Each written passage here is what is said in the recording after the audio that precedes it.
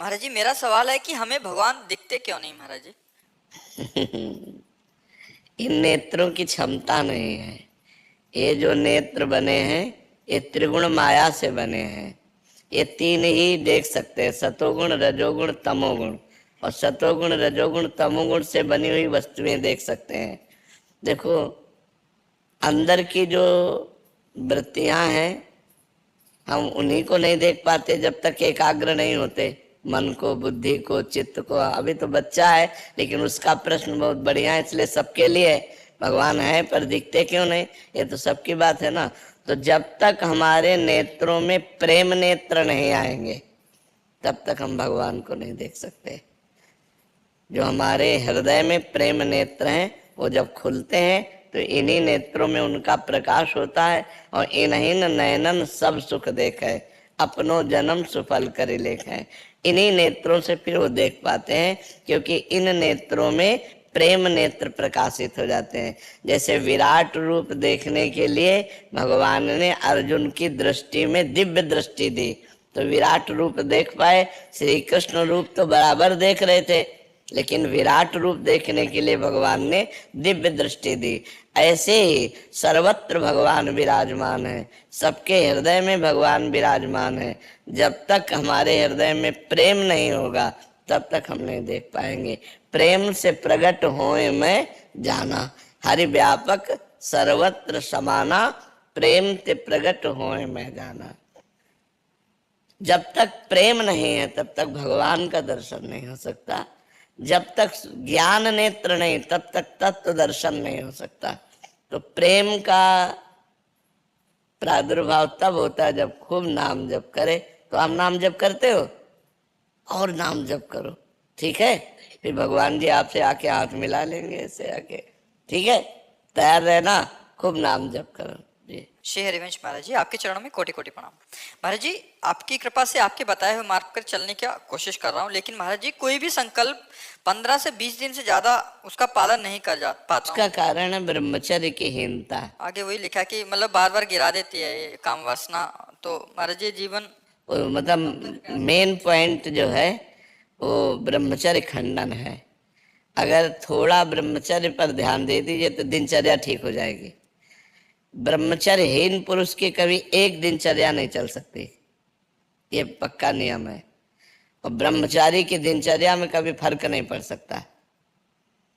इसलिए कोशिश करो नाम जप करते हुए पवित्र आहार, अल्पाहार लेते हुए, कुसंग का त्याग करते हुए, मोबाइल से या व्यक्ति से कुसंग न होने पावे, शास्त्र विरुद्ध संग न होने पावे, और अपने हाथ से कोई ऐसे आचरण न करे, तो फिर ब्रह्मचर्य का पोषण जरूरी है।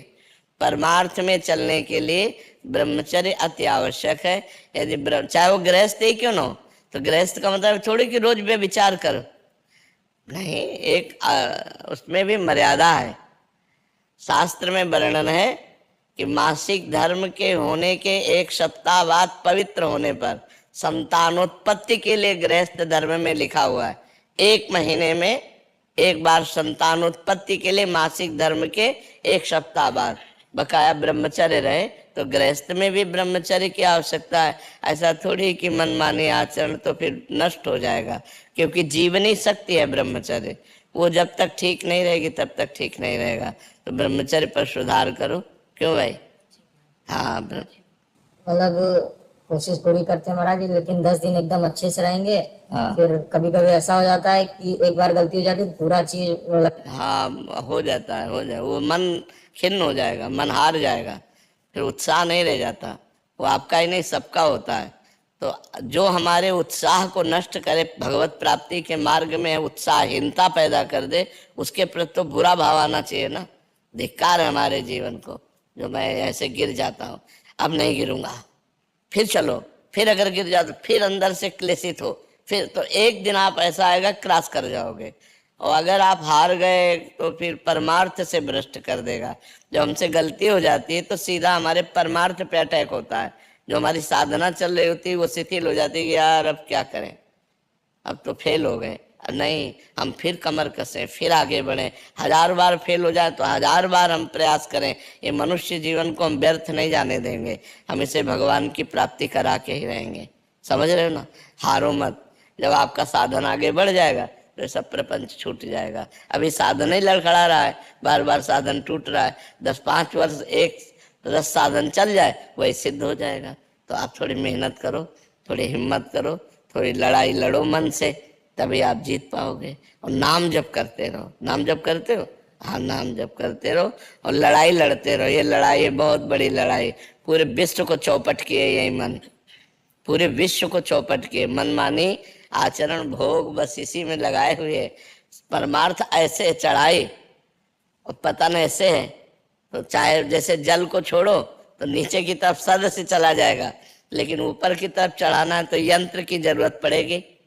ऐसे ही मन को छोड़ो, भोगों में चला जाएगा, लेकिन ऊपर चढ़ाना है तो नाम और मंत्र की जरूरत पड़ेगी। जितना नाम और मंत्र जप करोगे उतना ही मन ऊर्ध्वगामी होगा, और जितना आप छोड़ दोगे उतना ही अधोगामी हो जाएगा। इसलिए खूब नाम मंत्र जप करो, और शास्त्र के अनुसार जो निषेध है उसका संग मत करो।